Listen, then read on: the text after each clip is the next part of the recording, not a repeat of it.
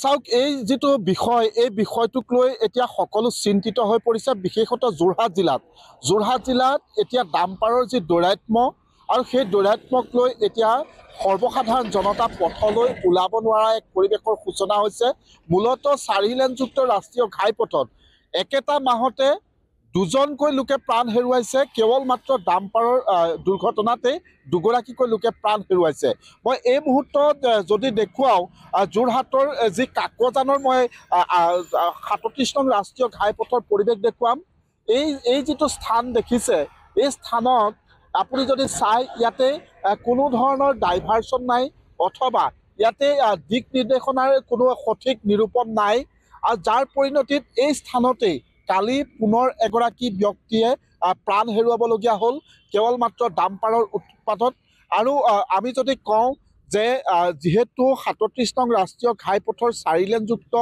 ভাৱে নিৰ্মাণ কাৰ্যত যিসমূহ ডাম্পাৰ ব্যৱহাৰ হৈ আছে সেই ডাম্পাৰে কিন্তু কোনো গুৰু গোসাঁই নামানে আৰু সাধাৰণ পথচাৰীক তেওঁলোকে পথ এৰি দিবও নিবিচাৰে আৰু লগতে যিসমূহ আচলতে NHIDCL হওক বা ঠিকাদাৰী প্ৰতিষ্ঠানেই হওক তেওঁলোকে যি স্থানতে সঠিকভাৱে তেওঁলোকে যি ডাইভাৰচনৰ ব্যৱস্থা কৰিব লাগে বা দিক নিৰ্দেশনাৰ ব্যৱস্থা কৰিব লাগে সেয়া কৰি নতোলাৰ বাবে আচলতে পথচাৰীও বিভূতিত পৰে কেনি তেওঁলোকে যাব কোন পথৰে তেওঁলোকে যাব মই কিছু মোৰ সতীৰ্থই এটা দৃশ্য দেখুৱাব এখন দলং এইখন হৈছে কাকজান নদীৰ দলং এই কাকজান নদীৰ দলঙত ইতিমধ্যে নিৰ্মাণ কাৰ্য চলি আছে আৰু এই নিৰ্মাণ কাৰ্য চলি থকা স্থানত যদি আপুনি চাই ইয়াতে কোনো ধৰণৰ এই যি আচলতে ভয়ানকভাৱে যি স্থানত খান্দি থকা হৈছে সেই স্থানটো যদি আপুনি চাই ইয়াতে কিন্তু কোনো ধৰণৰ ইয়াতে দিক নিৰ্দেশনা নাই বা এই স্থান যে অতি ভয়ানক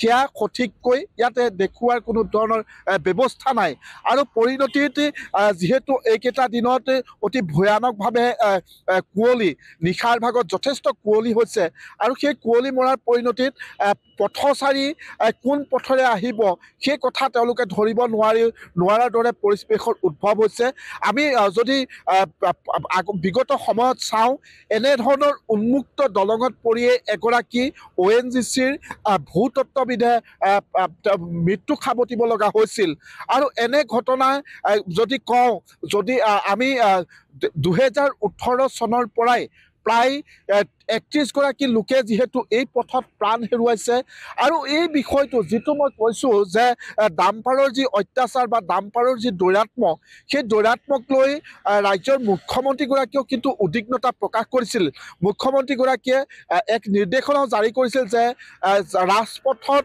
এই যে ডাম্পাৰৰ উৎপাত বা ডাম্পাৰৰ দৌৰাত্ম্য সেই দৌৰাত্ম্য ৰোধ কৰিবৰ বাবে নিৰ্দেশনাও জাৰি কৰিছিল কিন্তু সেইসমূহ মূৰকত আজিৰ তাৰিখত কিন্তু সেয়া হৈ নুঠিল বা সেই ডাম্পাৰক নিয়ন্ত্ৰণ কৰিব নোৱাৰিলে পৰিবহণ বিভাগে আৰু পৰিণতিত দৈনিক দুৰ্ঘটনা সংঘটিত হৈছে যি বিশেষতঃ যোৰহাটৰ এই যি 37 নং ৰাষ্ট্ৰীয় ঘাইপথ নিৰ্মাণ কাৰ্যত ব্যৱহৃত ডাম্পাৰসমূহক যি আচলতে চালক সেই চালকৰ অটপালিয়ে এতিয়া সকলোকে শংকিত কৰি তুলিছে মই অকণমান আপোনাৰ ওচৰলৈ আহিছোঁ ইতিমধ্যে অৱগত হৈছে যে দৈনিক দুৰ্ঘটনা সংঘটিত হৈছে ইটোৰ পাছত সিটো দুৰ্ঘটনা সংঘটিত হৈছে কালি এই স্থানতে এগৰাকী গোৱাল মৃত্যু হ'ল আৰু যিখন ডাম্পাৰে দুৰ্ঘটনা সংঘটিত কৰিলে সেই ডাম্পাৰো ধৰিব নোৱাৰে গোটেই কথাখিনি চাওক কালি আমি যিটো ভিজুৱেল দেখিছোঁ আচলতে এখন ডাম্পাৰ নিৰ্মাণ যিটো সংস্থাৰ লগত জড়িত ডাম্পাৰ বুলি যিহেতু আমি জানিব পাৰিছোঁ কিয়নো ডাম্পাৰখন তেওঁলোকৰ লগত চিনটো অলপ মিলিছে আৰু প্ৰথম কথাটো হ'ল যে ডাম্পাৰসমূহৰ ইমান দৌৰাত্ম্য হ'বলৈ পাইছে কেনেকৈ যে এটা পৰিবহণ বুলি এটা আমাৰ বিভাগ আছে এই বিভাগটো আচলতে কৰিছে কি আৰু যিহেতু ইয়াৰ আগৰ দুৰ্ঘটনাসমূহ যদি চাই প্ৰায়ভাগ ডাম্পাৰৰ লগত ৰিলেটেডেই প্ৰায়ভাগ প্ৰায় 60-70% ডাম্পাৰৰ লগত ৰিলেটেড দুৰ্ঘটনাই তো এই দুৰ্ঘটনাসমূহ হোৱাৰ পিছত যদি তাৰ ডাম্পাৰসমূহৰ নথিপত্ৰ চাইছে প্ৰায়ভাগসমূহৰ নথিপত্ৰ নাই নথিপত্ৰবিহীনভাৱে এই ৰাস্তাটোত কামত চলি আছে তাৰপিছত সেই নথিপত্ৰবিহীন ডাম্পাৰসমূহ আজিৰ তাৰিখতো কেনেদৰে চলি আছে এইটো আচলতে এটা ৰহস্যৰ ভিতৰত আছে কথাটো কিয়নো পৰিবহণ বিভাগ যোনটো আছে তেওঁলোকে আমাৰ ইয়াত সাধাৰণ জনতাৰ এখন বাইকত গাঁৱৰ ভিতৰত সোমাই যিহেতু ফাইন কাটক আইন বিৰোধ কৰিছে এইটো কাটক, আমাৰ ক'বলগীয়া নাই। কিন্তু এই ৰাস্তাত যে নেশ্যনেল হাইৱেত যে তেনেকুৱা ধৰণৰ নথিপত্ৰবিহীন নাম্বাৰ প্লেটবিহীনভাৱে ডাম্পাৰ চলি আছে, সেইসমূহ তেওঁলোকৰ চকুত আজি তাৰিখত পৰা নাই নেকি? এই বিষয়বিলাক আচলতে এটা ৰহস্য সোমাইছে যে পৰিবহণ বিভাগটো কাৰোবাৰ জেপত সোমাইছে নেকি, আচলতে এইটো আমাৰ জনসাধাৰণৰ মাজত ধাৰণা হৈ পৰিছে। আৰু কালি যদি আপুনি যোনটো দুৰ্ঘটনা হ'লে এইটো চাই, ডাম্পাৰখনে তাৰ পৰা মানুহজনক ঠেলি নি তাত লেটিয়াই থৈ গৈছে। আৰু তেনেকুৱা এটা পৰ্যায়ত ড্ৰাইভাৰজনৰ আচলতে নিৰ্দাত আছিল নেকি যে তেওঁ মানুহজন মুখৰ আগত পোৱাৰ পিছতো তেওঁ বেকৰ পৰা ইমান দূৰ ঠেলি নিবলগীয়া এটা পৰ্যায় পাইছে। চিচি কেমেৰাত এইখিনি দেখা গৈছে। চিচি কেমেৰাত এইখিনি আমি যিহেতু দেখিছোঁ, আৰু দেখি পেলাই সেইটো কথা কৈছোঁ, কিয়নো ড্ৰাইভাৰজনে হয়তো ব্ৰেক মৰা হ'লে মানুহজন অলপ আঘাতপ্ৰাপ্ত হ'লহেঁতেন, কিন্তু সম্পূৰ্ণ মৃত্যু নহ'লেহেঁতেন। গতিকে এই ক্ষেত্ৰত আচলতে ডাম্পাৰসমূহৰ বিষয়ে পৰিবহণ বিভাগে ব্যৱস্থা গ্ৰহণ কৰক, জিলা প্ৰশাসনে ব্যৱস্থা গ্ৰহণ কৰক, অন্যথা কিন্তু তেওঁলোক প্ৰতিবাদৰ সন্মুখীন হ'বলৈ সাজু থকা। আৰু চাওক, ইয়াত সাংকেতিক চিহ্নটো আটাইতকৈ ডাঙৰ কথা, তেওঁলোকে মাত্ৰ এডাল ৰছী টানিয়ে ইয়াত কেৱল দায় সামৰিলে নহ'ব, ইয়াত এটা স্পীড লিমিট লিখক। আৰু যিহেতু জনবসতিপূৰ্ণ এলেকাসমূহত জনবসতি য'ত ঘন, সেই যে বিশেষকৈ আমাৰ মহাবিদ্যালয়খনৰ ওচৰত ডাম্পাৰ যিটো স্পীডত চলে, তাত যে দুৰ্ঘটনা নহ'ব তাৰ কোনো কথা নুই কৰিবই নোৱাৰে। যিহেতু এতিয়া বৰ্তমান ৰাস্তাসমূহ ঠেক, যিহেতু কাম চলি আছে, ৰাস্তা ঠেক মানিছোঁ, কিন্তু তেওঁলোকে দুৰ্ঘটনা ৰোধ কৰিবৰ কাৰণে ব্যৱস্থা গ্ৰহণ কৰক, স্পীড লিমিট দিয়ক, তেওঁলোকে সাংকেতিক চিহ্ন দিয়ক। তেনেকুৱা ধৰণৰ কোনো ব্যৱস্থা নাই, মানুহ কেনি যাব কোনো তাৰ চিনচাপ নাই, সেই ধৰণে এটা ব্যৱস্থা চলাই গ'লে নহ'বতো। আচলতে জিলা প্ৰশাসন বুলি এটা প্ৰশাসনে এই ক্ষেত্ৰত ব্যৱস্থা গ্ৰহণ কৰক, পৰিবহণ বিভাগে এই ক্ষেত্ৰত ব্যৱস্থা গ্ৰহণ কৰক, তাকে আমি দাবী জনাইছোঁ। যিহেতু এইখিনিতে আমি আৰু এটা কথা আপোনাৰ পৰাই জানিব লাগিব, যিহেতু ডাম্পাৰৰ যি অটপালি সেয়াই ৰাইজক শংকিত কৰি তুলিছে, কিন্তু সমান্তৰালভাৱে যিসমূহ ঠিকাদাৰী প্ৰতিষ্ঠান, সেই ঠিকাদাৰী প্ৰতিষ্ঠানে কোনো সাংকেতিক চিহ্ন দিয়া নাই, সেইটো কথা আপুনি অৱগত কৰিছে। যদি চাই, এই সন্মুখতে যিখন দলং নিৰ্মাণ কৰি থকা হৈছে, এটা বৃহৎ ইয়াতে গাঁত হৈছে, এটা গাঁত খান্দি থকা হৈছে, কিন্তু সেইসমূহ নকৰাৰ বাবে কুঁৱলীটো কিন্তু এতিয়া যথেষ্ট কুঁৱলী। এই কুঁৱলীৰ কিন্তু ৰাইজে ধৰিব নোৱাৰে, বা পথচাৰী বা যান বাহন চালকে ধৰিব নোৱাৰে। এই ক্ষেত্ৰত কৰণীয় আছে তেওঁলোকৰ ঠিকাদাৰী প্ৰতিষ্ঠানৰ কৰণীয়। হয়, চাওক, মই ইতিমধ্যে কৈছে যে তেওঁলোকে কোনো সাংকেতিক চিহ্ন নথকাৰ বাবে আগতেও কেইবাখনো গাড়ী গাঁতত খাৱৈত পৰি গৈছে। কেইবাজনো মানুহ, যিহেতু আমাৰ জগদুৱাত এজন অভিযন্তা আছিল অইলৰ, যিহেতু তেখেত মৃত্যুবৰণ কৰিবলগীয়া আছে খাৱৈত পৰি, পিছদিনাখনে মানুহে গম পাইছে। এই তেনেকুৱা ঘটনা হোৱাৰ পিছতো তেওঁলোকৰ কাণ্ডজ্ঞান হয় না। আচলতে তেওঁলোকৰ গাত লৰিব কেতিয়া? এই প্ৰতিষ্ঠানবিলাকৰ বিৰুদ্ধে প্ৰশাসনে ব্যৱস্থা ল'ব কেতিয়া? এইটো এটা আচলতে ৰহস্যজনক কথাটো। আৰু ইয়াতে যিসমূহ চাবৱে আছে, চাবৱেসমূহতো স্পীড লিমিটৰ কথা নাই। নাই, কোনো স্পীড লিমিটৰ কথা নাই। গাড়ী যিমান স্পীডত যায় যাব পাৰে, মাত্ৰ সৰু দুটামান প্ৰায় 1 ইঞ্চি ওখ এটা স্পীড ব্ৰেকাৰ দি তেওঁলোকে দায়িত্ব সামৰিছে। এইদৰে ইয়াত ব্যৱস্থা নচলিব। তেওঁলোকে সম্পূৰ্ণ ইয়াত সাংকেতিক চিহ্ন দিয়ক, স্পীড লিমিট দিয়ক, বিশেষকৈ আমাৰ স্কুল প্ৰধান এলেকাসমূহত। কিন্তু ইয়াত বহুত ডাঙৰ দুৰ্ঘটনা হ'ব, আৰু দুৰ্ঘটনা সংঘটিত হ'লে কিন্তু জিলা প্ৰশাসনে ইয়াত জনসাধাৰণ ক্ষান্ত থাকিব, তাৰ বাবে জিলা প্ৰশাসন দায়ী হ'ব।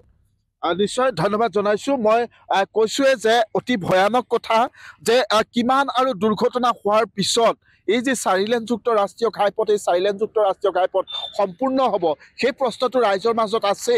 কিন্তু এই যে পৰিবহণ বিভাগ, এই পৰিবহণ বিভাগে এইসমূহ ডাম্পাৰ, যিসমূহ ডাম্পাৰক লৈ ৰাইজ পথলৈ ওলাব নোৱাৰা এক পৰিৱেশৰ সৃষ্টি হৈছে, এই ক্ষেত্ৰত কিন্তু পৰিবহণ বিভাগে কেনে ব্যৱস্থা ল'ব বা কিয় নিয়ন্ত্ৰণ কৰা নাই, সেই প্ৰশ্নটো ৰাইজৰ মাজত জাগিছে। আৰু সমান্তৰালভাৱে আমি কৈছোঁৱে যে 4 লেনযুক্ত ৰাষ্ট্ৰীয় ঘাইপথৰ যি নিৰ্মাণ কাৰ্যত জড়িত যিসমূহ ঠিকাদাৰী প্ৰতিষ্ঠান, সেই প্ৰতিষ্ঠানসমূহক বাৰম্বাৰ স্থানীয় ৰাইজেই হওক বা আমি সংবাদ মাধ্যমতো এই কথাবিলাক বাৰম্বাৰ প্ৰচাৰ কৰি থকা হৈছে যে তেওঁলোকে যিসমূহ স্থানত প্ৰয়োজন হয় দিক নিৰ্দেশকৰ, সেইসমূহ স্থানত তেওঁলোকে সঠিকভাৱে ব্যৱহাৰ কৰক। কিন্তু সেয়া কৰা নাই, যাৰ পৰিণতিত ইটোৰ পিছত সিটো দৈনিক দুৰ্ঘটনা সংঘটিত হৈছে, বহুজনে প্ৰাণ হেৰুৱাইছে, বহুজন ঘূণীয়া হৈছে। তাৰ পিছতো কিন্তু এইসমূহ আচলতে স্থানতেই হওক বা এই যি ঠিকাদাৰী প্ৰতিষ্ঠান, সেই ঠিকাদাৰী প্ৰতিষ্ঠানৰ গা লৰা নাই। NHIDCLও তেওঁলোকক সৈমান কৰিব পৰা নাই যে পথত সঠিকভাৱে দিক নিৰ্দেশনা দি ৰাইজক আচলতে সহায় কৰক, এই কথাটো কিন্তু তেওঁলোকক সৈমান কৰিব পৰা নাই। আপুনি বিচৰা বাতৰি পাব কেৱল নিউজ 18 এপত। নিউজ 18 এপ ডাউনলোড কৰিবলৈ স্কেন কৰক এই QR কোড। গুগল প্লে ষ্টৰতো পাব এই নিউজ 18 এপ।